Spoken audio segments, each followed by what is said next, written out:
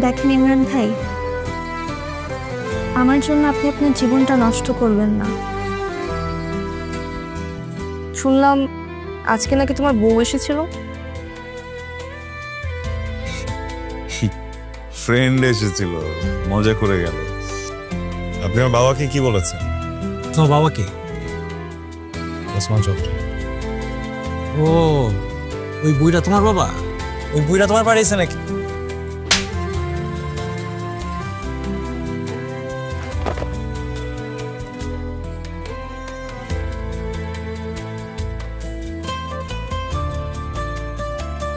আমি এখনই গিয়ে ক্ষমা চেয়ে নিচ্ছি।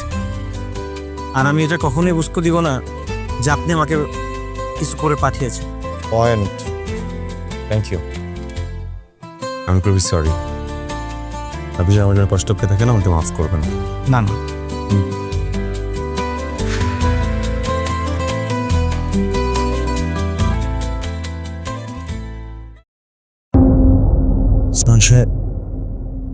আমাকে ক্ষমা করে দে, আমার খুঁজেছে।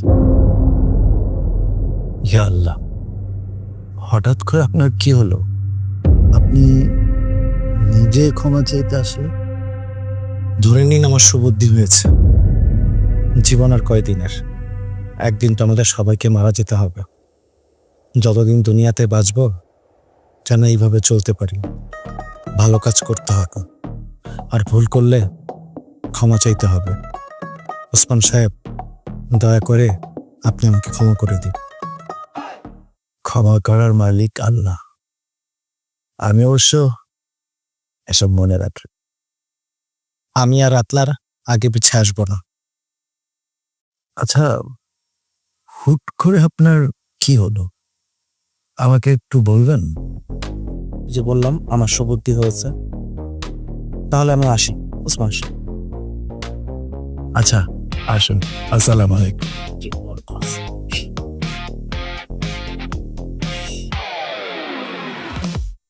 আচ্ছা,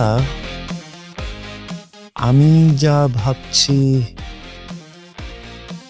তুমিও কি তাই ভাবছো? স্যার, আমার যেটা মনে হয় এর পেছনে আবরার স্যারের হাত আছে। আমরা দুজনই একই বিষয়ে ভাবছি, কিন্তু আমি ভাবছি আবরার লোকটাকে ট্যাকল করলো কিনা, সেইটা আমার মাথায় আসছে। স্যার, স্বরাষ্ট্রমন্ত্রীর ছেলে আবরার স্যারের বন্ধু। বড় কি? আমি তো জানতাম না। জি স্যার। স্যার, আবরার স্যার আমাকে একদিন বলেছিলেন যে ওনার বিদেশে পড়তে যাওয়ার অন্যতম একটা কারণ ছিল যে এদেশের বড় বড় ব্যক্তিবর্গের সন্তানদের সাথে একটা নেটওয়ার্ক তৈরি করা। উনি পড়াশোনার ফাঁকে ফাঁকে এই কাজটাই করেছেন। এতে করে যেটা হয়েছে, মানে আমাদের দেশের বিভিন্ন গ্রুপ অফ কোম্পানি, এমনকি সচিবদের সন্তানদের সাথেও তার ভালো বন্ধুত্ব। স্যার, এই বন্ধুত্বের কারণে আবরার স্যারের নিজের একটা দাপটের জায়গা তৈরি হয়েছে। আমার ছেলে তো দেখছি চিন্তা ভাবনায় আমার চেয়ে এগিয়ে। আসলে স্যার, আবরার স্যার নতুন জেনারেশনের মানুষ, মানে ওনার চিন্তা ভাবনা সময়ের থেকে অনেক এগিয়ে। স্যার, আবরার স্যার মূলত আপনার সামনে একটা নতুন বিজনেস প্রেজেন্টেশন উপস্থাপন করতে চান। টেক ইন্ডাস্ট্রিতে আমাদের একটা বড় ধরনের বিনিয়োগের কথা ভাবছেন উনি। সেই জন্যই আমরা কোম্পানিতে এখনই বসতে যাচ্ছি। মানে ওর নিজস্ব ভাবনা আছে, ও নিজস্ব একটা বিজনেস স্টার্ট করতে চায়। জি স্যার। আজকে হুট করে আমি আবরারের বেলায় মুগ্ধ হয়ে গেলাম। মানে আমার ছেলে আনারই না, মানে ও কিন্তু একদম ঠিক ট্র্যাকে আছে। আজও তাহাজ্জুদের সময় আমি আল্লাহর কাছে অনেক দোয়া করছি। তুমি তো জানোই এই নতুন সরকারের সাথে আমাদের সম্পর্কটা ঠিক ভালো না। আর দেখো, এই সরকারের স্বরাষ্ট্রমন্ত্রীর ছেলে আবরারের বন্ধু। আবরারের কারণেই আমরা এবার এই বিপদ থেকে উদ্ধার পেলাম। আবরারের ব্রেনে কিন্তু ডিপ্লোম্যাসিটাও আছে। স্যার হাজার হলেও আবরার তো আপনারই সন্তান। আবরারের সাথে ভিজন নিয়ে কথা বলতে হবে।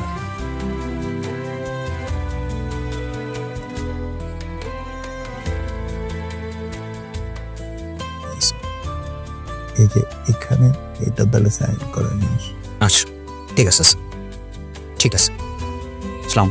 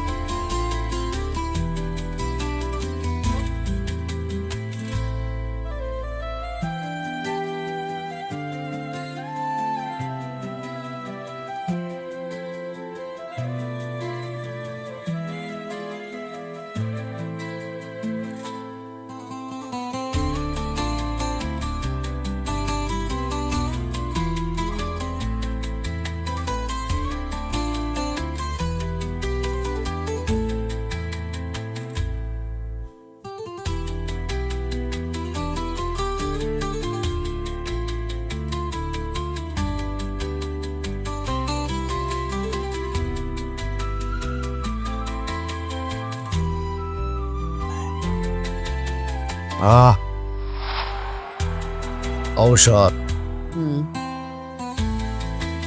রাবেয়া, বলো। আজকে আমি রান্না করব। তুমি রান্না করবে? সেটা বলো। আজ আমার খুব ইচ্ছা করছে রান্না করে সবাইকে খাওয়াতে। বিশ্ববিদ্যালয়ে যখন পড়তাম তখন তো বন্ধুদের বাবুর্চি ছিলাম আমি। নানা পদে রান্না করে সবাইকে খাওয়াতাম, আর হলে রান্নাঘরে প্রায় যেতাম আর রান্না করতাম। বাবা, তো তুমি যে রান্না করতে জানো সেটা তো আগে জানতাম না। আজ তুমি বাজার করে আনলে, আমি রান্না করে সবাইকে খাওয়াই। তারপরে ছেলেমেয়েরা বলবে যে বাবাকে দিয়ে রান্না করাই। আমার ছেলে মেয়ে সব বলবে না, আমি ওদেরকে শিক্ষা দিয়েছি যে রান্না যে কেউ করতে পারে, সেটা যে নারী বা পুরুষ হবে এমন না। এই যে সব রেস্তোরাঁ হোটেলে বাবুর্চি খারা পুরুষ, হ্যাঁ তা অবশ্য করে। তাহলে আমি রান্না করলে সমস্যা কি? এখন তো আমার অবসর জীবন, সময় তো কাটতে চাচ্ছে না, কাজ টাজ করে সময় কাটাই। সময় কাটানোর জন্য যদি প্রয়োজন হয় তাহলে রান্না করতে পারো। রান্না কর। রাবেয়া, ভাবছি আমি 3 দিনের জন্য তাবলিগে যাব। তাবলিগে যাবে? এই অসুস্থ শরীর নিয়ে একটু সুস্থ হয়ে গেলে ভালো হতো না? হ্যাঁ তাই যাব। আল্লাহর রাস্তায় 3টে দিন পার করে আসি। আমাদের কিন্তু হজ করা হলো না। হ্যাঁ, হজটা করা হলো না। ইচ্ছে আছে তোমাকে নিয়ে হজে যাওয়ার। দেখি, ব্যাংকে যে টাকাগুলো জমা ছিল সেগুলো সবই তো খুইয়েছ, তা না হলে তো হজে যাওয়া যেত। তুমি কি করে জানলে? তুই বলেছে? আশা ভাবি বলেছে, ওই যে তোমার কলিগ আকবর ভাইয়ের বউ। তোমরা সবাই তো একসাথে টাকাগুলো খুইয়েছ। তুমি যে জানো সেটা আমাকে জানতে দাওনি কেন? শোনো, টাকা গেছে গেছে, আল্লাহ চাইলে আমাদের তুর্য আরো বেশি ইনকাম করবে, কিন্তু আমার স্বামীর যদি কিছু হয়ে যেত তাহলে তাকে কিভাবে ফেরত পেতাম? আচ্ছা, আমি আরেকটা বুদ্ধি করেছি। কি? রুবির সম্পত্তি আমরা কিন্তু সরাসরি নিব না। তাহলে আমরা ওই 6 কাঠা জমির উপরে একটা ভবন তৈরি করব। তারপরে রুবির অংশটুকু রুবিকে দিয়ে দেবো, আর আমার অংশটুকু আমি নিয়ে নিব। তাতে করে রুবিও খুশি থাকলো, আবার তাকে সরাসরি নাও করা হলো না। বুদ্ধিটা কেমন হলো? অসাধারণ, ধন্যবাদ রাবিয়া। ধন্যবাদ কেন? এই যে তুমি আমার বউ হয়ে আসার জন্য।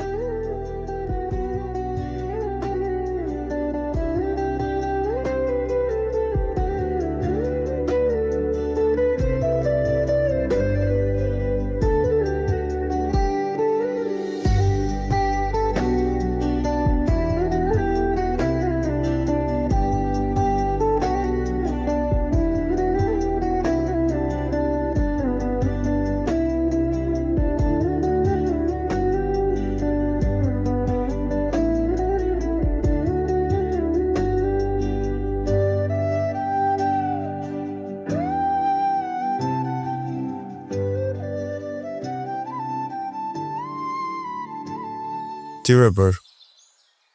আজকে অফিস ছিল না, বিকেলে ডাকলে যে? অফিস থেকে লিভ নিয়েছি। লিভ নিয়েছো কেন? না লিভ দিলেন? দিতে চাইনি। আমি বলেছি আমার চাচাতো ভাইয়ের পা ভেঙে গিয়েছে, এখনই হাসপাতালে যেতে হবে। ও আচ্ছা, না তাহলে সরি হোয়াট? মানে তোমার চাচা তুমি তো আমি, আমাকে নিয়ে উঠতে বলেছো তুমি? তা না হলে তো ছুটি দিত না। ইয়া আল্লাহ, এরা আল্লাহকে একটু ভয় করো, একজন সুস্থ মানুষকে এভাবে অসুস্থ বানিয়ে দিলে। এই জন্যই তো তোমাকে নিয়ে ঘুরতে বের হয়েছি। তোমাকে অসুস্থ বলেছি না, আমার একটা দায়িত্ব তো আছে। আচ্ছা, খুবই দায়িত্ববান, আমাকে নিয়ে ঘুরতে বের হয়েছে। ইদানিং কিন্তু তুমি খুব জ্বালাচ্ছ আমাকে। আমি জ্বালাচ্ছি নাকি তুমি আমাকে জ্বালাচ্ছ? তুমি খুব বিরক্ত করছো। এনিওয়ে, কেন রেখেছো বলো? অফিসে ভালো লাগছিল না। ইদানিং না মনে হয় চাকরি বাকরি সব ছেড়ে দেই, বিয়ে শাদী করে সংসার করি। হঠাৎ এমন কেন হচ্ছে? জানি না। আমি জানি। এই প্রমোশন যে হলো না, সেদিন থেকে তোমার কি কি যেন মনে হচ্ছে। এজন্যই হয়তো। তুমি না কর্মক্ষেত্র সুইচ করে ফেলো, দেখবে সব ঠিক হয়ে যাবে।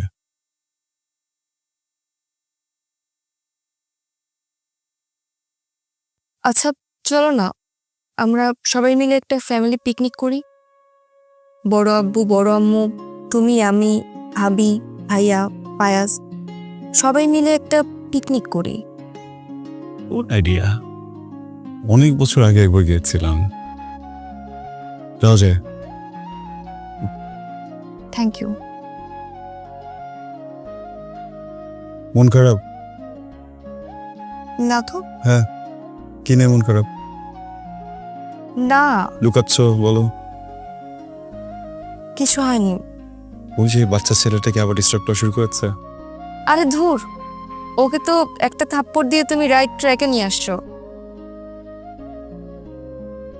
তাহলে এনিওয়ে, আমি বাবার সাথে তাহলে কথা বলি। কথা বলে দেখি। তাই আমার মনে হয় সে রাজি হয়ে যাবে। কোনো রিসর্টে যাবে? না, গ্রামীণ কোনো পরিবেশে বড় গাছের নিচে সবাই মিলে একসাথে পিকনিক করব। রজার।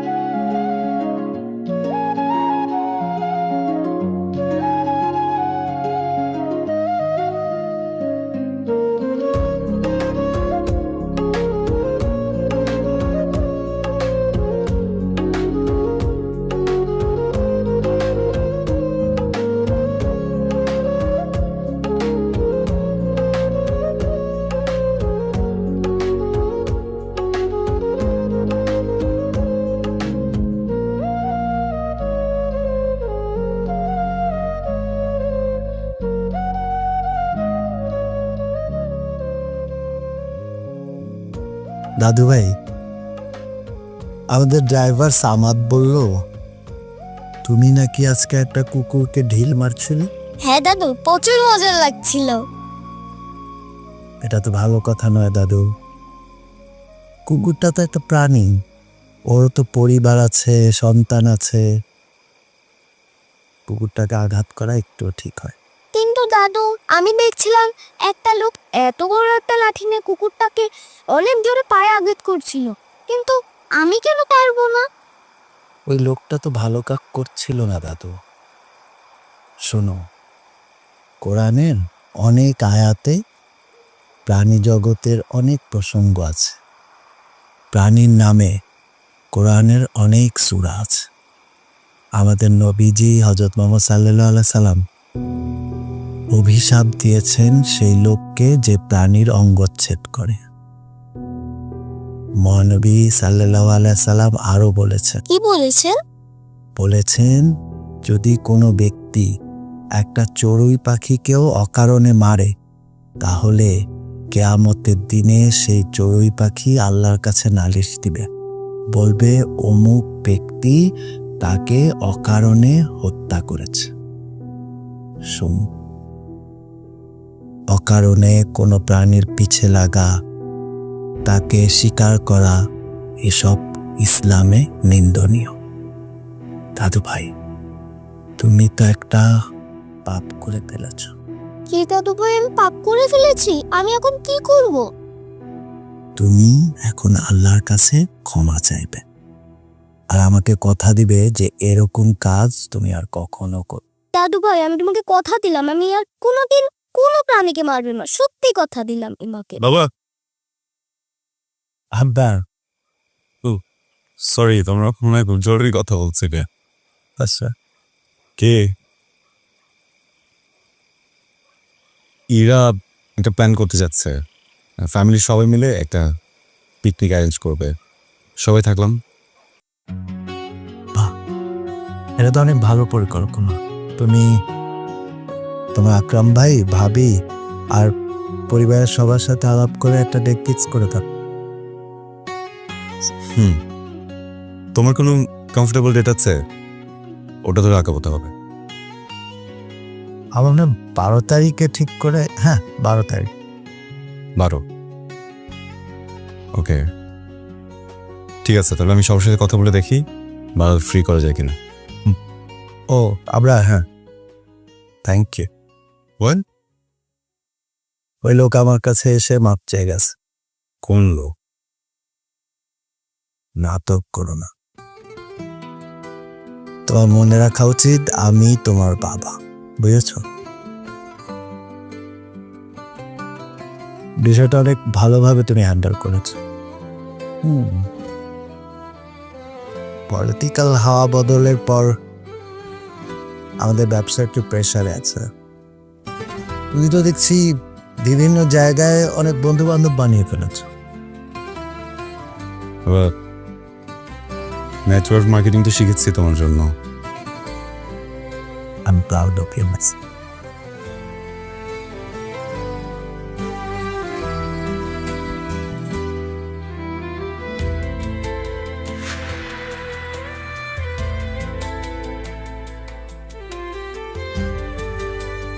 আর হ্যাঁ, ভুলেও নিজের খারাপ স্বপ্ন নিয়ে ঘাটাঘাটি করবে না। একা কখনো স্বপ্নের ব্যাখ্যা জানতে চাইবে না, ঠিক আছে? কোনো বুজুর্গ ব্যক্তির কাছে গিয়ে স্বপ্নের ব্যাখ্যা জানবে। ভাবছিলাম তোর জমিটা আমি পানির দাম কিনে নেব, কিন্তু না, ওটা তো তুই করতে দিলি না। এখন তোর জমি আমি নিমু, কিন্তু উইদাউট ক্যাশ। আমি ওর মতো চেষ্টা করি, হয়তো শুরুতে শুরুতে ভুল হবে, কিন্তু একটা সময় আমি পারবো। তুমি প্লিজ এখন বাসায় থাকো, রেস্ট নাও, এই ধরনের স্ট্রেস নিও না প্লিজ।